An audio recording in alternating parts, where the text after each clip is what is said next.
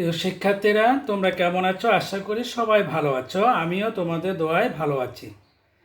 তো আমরা দেখতেছিলাম বিভিন্ন জৈব যৌগের নামকরণ।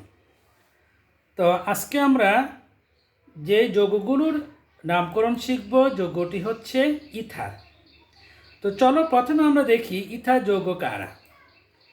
তো আমরা জানি যে ইথারের কার্যকরী মূলক হচ্ছে বন্ড ও বন্ড।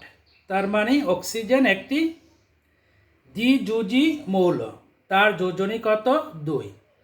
তো তার এই যে মূলকটা দেখতেছ, এটাই হচ্ছে ইথারে কার্যকরী মূলক। এখন তার দুই যোজনীর, তার মানে তার দুই হাতে দুটি একই রকম অ্যালকাইল মূলক অথবা দুটি ভিন্ন রকম অ্যালকাইল মূলক থাকতে পারে অথবা অ্যারাইল মূলক যুক্ত হতে পারে। তাহলে এই ধরনের যৌগগুলোকে আমরা বলে থাকি সাধারণত ইথার যৌগ।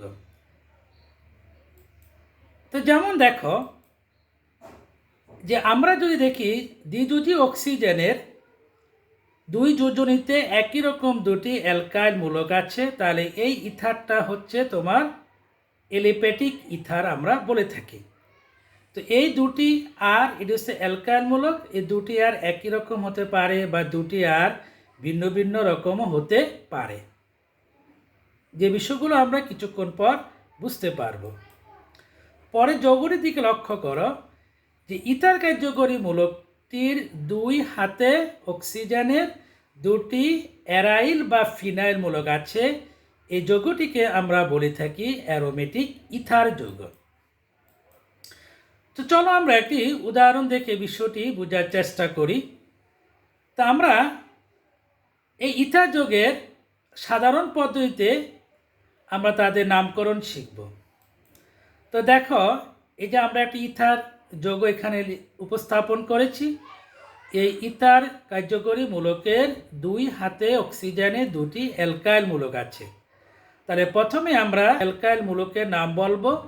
যদি একই রকম অ্যালকাইল হয় তাহলে আমরা বলবো ডাই অ্যালকাইল, আর শেষে আমরা বলবো ইথার, অর্থাৎ যৌগটির নাম হবে ডাই অ্যালকাইল ইথার। যেমন দেখো, এই যৌগটিতে ইথার কার্যকরী মূলকের দুটি অ্যালকাইল মূলক হচ্ছে তোমার মিথাইল মূলক। তাহলে আমরা এই যৌগটির নাম লিখব কি? Die methyl ether. তো আরেকটি যৌগ দেখো, এই যৌগটিও অক্সিজেনের দুই হাতে দুটি একই রকম অ্যালকাইল ইথাইল মূলক আছে, তাই যৌগটির নাম হচ্ছে ডাই ইথাইল ইথার। এবার লক্ষ্য করো, এই ইথার মূলকের এক হাতে আছে মিথাইল মূলক আর এক হাতে আছে ইথাইল মূলক, অর্থাৎ দুটি ভিন্ন অ্যালকাইল মূলক। এই ক্ষেত্রে আমাদের যে নিয়মটা হলো সেটা হলো আগের ন্যায়, যে এই অ্যালকাইল মূলকগুলোর আমরা সাজাবো কীভাবে? ইংরেজি বর্ণমালার আদ্য অক্ষরে ক্রমানুসারে, অর্থাৎ আগে হবে ইথাইল, পরে হবে মিথাইল, শেষে হবে ইথার। তো চলো দেখি আমরা নামটি। হ্যাঁ, ইথাইল মিথাইল ইথার। তো আমরা শেষে একটি যৌগ দেখলাম যে অক্সিজেনের দ্বিযোজীর এক হাতে আছে আমাদের, দেখো বাম দিকে আছে ইথাইল মূলক, আর ডান দিকে যে অ্যালকাইল মূলকটা আছে সেটা হচ্ছে আইসোপ্রোপাইল মূলক। তাহলে আমাদের যৌগটির নাম হবে ইথাইল আইসোপ্রোপাইল ইথার। তো প্রিয় শিক্ষার্থীরা, তোমরা ইথার যৌগগুলো সাধারণ পদ্ধতিতে নামকরণগুলো আশা করি বুঝতে পেরেছ। চলো আমরা আইউপ্যাক সিস্টেমে ইথার যৌগগুলোর নামকরণ বোঝার চেষ্টা করি। তো আইউপ্যাক সিস্টেমে ইথার যৌগটির ক্ষেত্রে নামকরণের যে নিয়মটি হলো, তুমি যে কোনো অক্সিজেন এবং অ্যালকাইল মূলক সহ এটাকে তুমি বলবে অ্যালকক্সি, আর বাকি যে অ্যালকাইল মূলক থাকে ওটাকে তুমি বলবে অ্যালকেন। তো দেখো, আমরা আর বন্ড ও এটাকে বললাম অ্যালকক্সি, আর বাকি যে আর আছে অ্যালকাইল মূলক ওখানে কার্বন সংখ্যা অনুসারে ওটার নাম দিব অ্যালকেনের নাম। যেমন তাহলে যৌগগুলোর নাম হবে অ্যালকক্সি অ্যালকেন। তবে এই ক্ষেত্রে আমরা একটা উদাহরণ দিয়ে বোঝার চেষ্টা করি। যেমন এই যৌগটির একটু আগে আমরা প্রচলিত নাম দেখেছিলাম ডাইমিথাইল ইথার। যদি এটার বাম সাইডে যদি CH3 বন্ড ও এটাকে আমরা ধরি, তাহলে এই অংশটিকে আমরা বলি মিথক্সি। আর ডান পাশে CH3, এখানে কার্বন একটা বলে, এক কার্বনওয়ালা অ্যালকেনের নাম হচ্ছে মিথেন। তাহলে আমাদের যৌগটির নাম হবে মিথক্সি মিথেন। ঠিক আরেকটি যৌগ লক্ষ্য করো, এখানে যে কোনো এক সাইডের দিকে তাকালে আমরা একটা সাইড পেয়ে যাব ইথক্সিমূলক, আরেকটি অংশ কল্পনা করলে সে অ্যালকেন হবে 2 কার্বনওয়ালা ইথেন। তাহলে এই যৌগটির নাম হবে ইথক্সি ইথেন।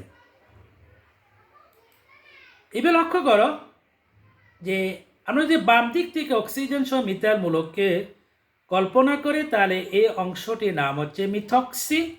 আর যদি ইথাইল মূলক সহ অক্সিজেনকে কল্পনা করি, তাহলে এটা হবে ইথক্সি। তাহলে আমরা এখানে নামকরণটা কিভাবে করব? আসলে মূল অ্যালকেনের নামটি হবে, যে অংশে কার্বন সংখ্যা বেশি ওটা হবে অ্যালকেন, আর যে অংশে মানে অ্যালকক্সি অংশে হবে ওটাই যেখানে কার্বন সংখ্যা কম। তাহলে আমরা দেখি মিথক্সির মধ্যে কার্বন হচ্ছে একটা, কিন্তু ইথাইল মূলকে কার্বন হচ্ছে 2টি। তাহলে ছোট অংশটি হবে অ্যালকক্সি আর বড় অংশটি হবে বডি হিসাবে অ্যালকেনের নাম হবে। তাহলে আমরা এই যৌগটির নামকরণ করব এইভাবে মিথক্সি ইথেন। তাহলে আমরা কি বুঝলাম? ছোট অংশটি হবে অ্যালকক্সি, আর কার্বন সংখ্যা যে অংশে বেশি ওটা মূল বডি, ওটা হবে অ্যালকেনের নাম হিসাবে নামকরণ। তাহলে আমরা যৌগটির নাম পেয়ে গেলাম মিথক্সি ইথেন। তো প্রিয় শিক্ষার্থীরা, তোমরা আরেকটি যৌগ লক্ষ্য করে দেখো, এই যৌগটির তে আমরা এখান মূল বডির কার্বনটাকে আমরা সংখ্যায়িত করব। আমরা একটু আগে বলেছিলাম মূল বডি হবে যেখানে কার্বন সংখ্যা বেশি। তাহলে আমরা অক্সিজেনের বাম পাশে কার্বন সংখ্যা 3টি, তাহলে এটা হবে মূল বডি। তাহলে মূল বডির CH2 এই 1 নম্বর কার্বনে কি মূলক আছে? মিথক্সি মূলক আছে। তাহলে আমরা এখানে নাম্বারিং সহ এই যৌগটির নামকরণ করে থাকব। যেমন যৌগটির নাম হচ্ছে 1-মিথক্সি প্রোপেন, কিন্তু এটার প্রচলিত নাম হচ্ছে মিথাইল এন প্রোপাইল ইথার। তো পরে যৌগ লক্ষ্য করে দেখো, এই যৌগটির ক্ষেত্রে দেখা যায় যে এখানে মূল বডি যেটা বুজ বরাবর আছে ওখানে কার্বন সংখ্যা আছে 5টি, ওটা হবে মূল অ্যালকেন। আর এখানে আছে ইথক্সি মূলক, তাহলে এটা হবে অ্যালকক্সি। এখন আমাকে সংখ্যায়িত করতে হবে মূল বডি কার্বনটাকে সংখ্যায়িত করব, যে এর থেকে সংখ্যায়িত করলে অ্যালকক্সি মূলকটি কাছে পাওয়া যায়, অর্থাৎ বাম দিক থেকে। তাই আমরা দেখব যে এটা 2 নম্বর কার্বনে ইথক্সি মূলকটি বিদ্যমান। হ্যাঁ, হয়ে গেল।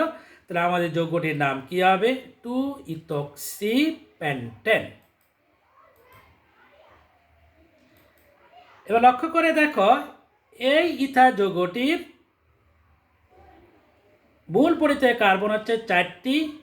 এখন এখানে আমরা মূল বডির কার্বনকে সংখ্যায়িত করব, যে এর থেকে গণনা করলে অ্যালকক্সি অর্থাৎ মিথক্সি মূলকটি কাছে আছে। সুতরাং দেখা যাচ্ছে যে আমরা যদি ডান দিক থেকে গণনা করি, তাহলে এই মিথক্সি বা ইথার মূলকটি কাছে আছে। তো সেহেতু আমরা এটাকে নাম্বারিং করব ডান দিক থেকে, আমরা বাম দিক থেকে করব না, এখানে আমরা করব ডান দিক থেকে, যেহেতু এখানে ইথার কার্যকরী মূলকটা ডান দিক থেকে কাছে আছে 2 নম্বরে। তাহলে হয়ে গেল মূল বডিতে কার্বন 4টি, তাহলে হবে শেষে বিউটেন। এখন 3 আছে মিথাইল মূলক, 2 আছে মিথক্সি মূলক। তাই যৌগটির নাম হয়ে গেল 3-মিথক্সি, 3-মিথাইল 2-মিথক্সি বিউটেন। এবার আমরা কিছু বাড়ি কাজ দেখলাম। প্রিয় শিক্ষার্থীরা, তোমরা বাসায় এই বাড়ি কাজগুলো করে তোমাদের শিক্ষকদেরকে দেখাবা। সবাইকে ধন্যবাদ জানাচ্ছি। আজকের এই ক্লাসটি তোমাদের যদি ভালো লেগে থাকে, বুঝে থাকো, তোমরা তোমাদের বন্ধুদেরকে শেয়ার করবে। ধন্যবাদ সবাইকে। আল্লাহ হাফেজ।